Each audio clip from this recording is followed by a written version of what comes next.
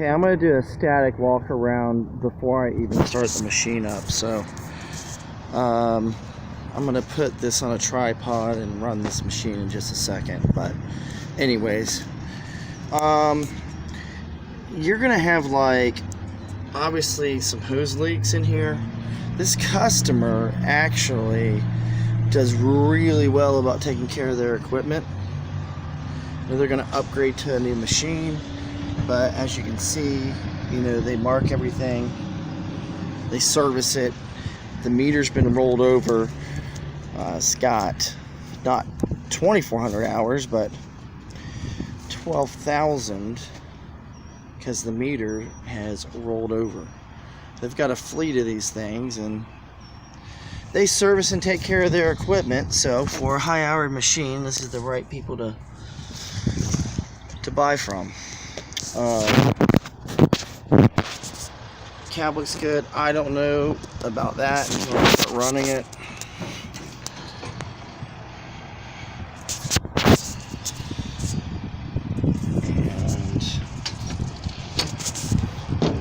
And our meter is 27. So we would have to imagine that's 12,746 hours on the machine.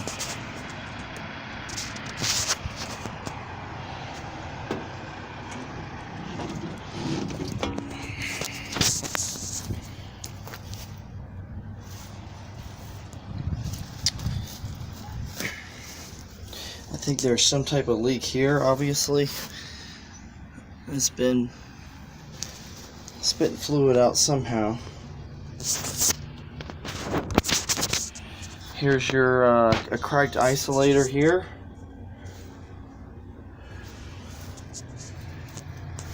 They're not really dry rotted, whereas you see some of them get dry rotted. This other side, you can tell where there's been fitting leaks or whatever. But the isolators,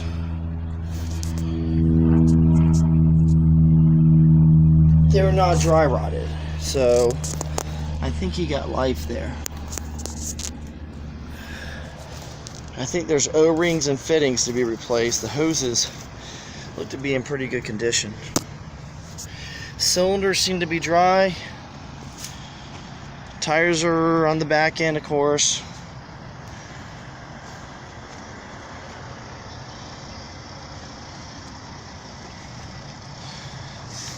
Drum looks good. There's an angle bracket to put a scraper bar if you want. They don't use them. There's a scraper bar below here, I believe, that they could use. Anyways, let me back up and get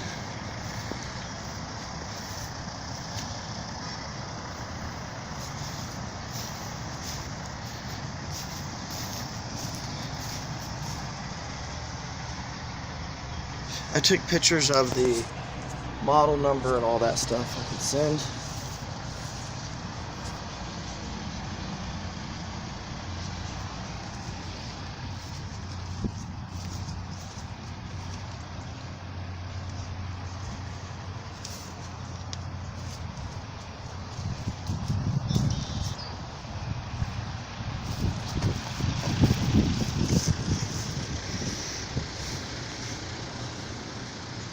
Alright, I'm going to set up my tripod.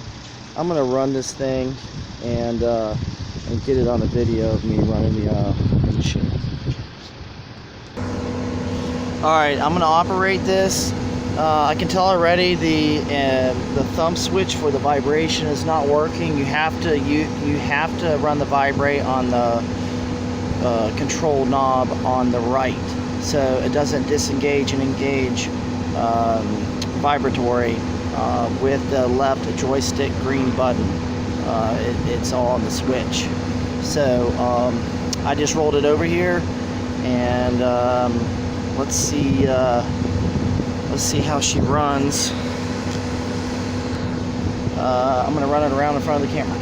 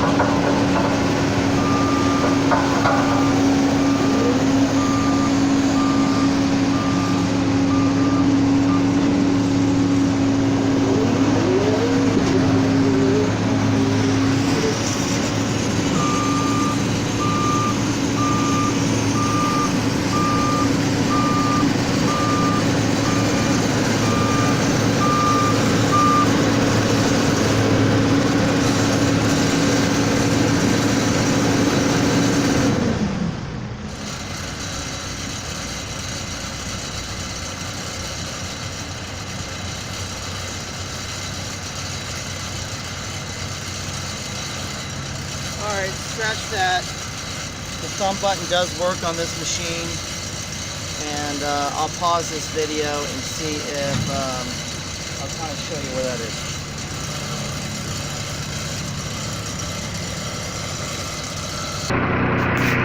Okay, I do have the high amplitude and low amplitude are working. There is no speed, it's one speed. They had this up here, I guess, just to hold this thing in place, but that seems to be working fine and be a minimal deal. This button is working. So that's how I was getting the vibration to turn on and off. So it is functional. For the hours on it, this machine's in real good condition. I see some minor leaks with hydraulic stuff. I see an isolator that's split.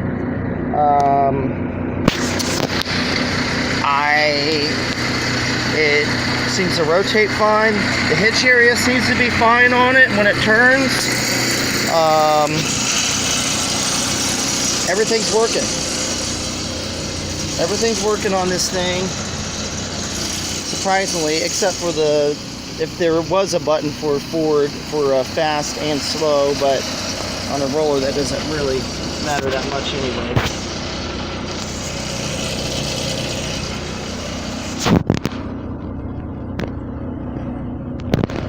Overall, for the hours and everything, it seems to be a good machine. And these guys take care of their stuff, service it, and it's been taken care of.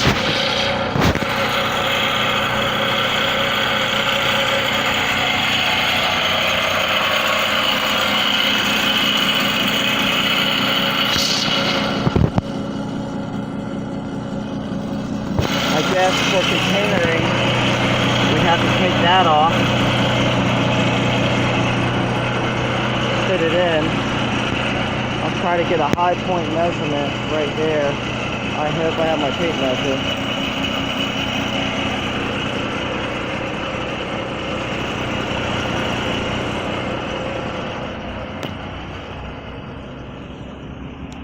Alright, not a whole lot more to do. So I'm done with this part of the video.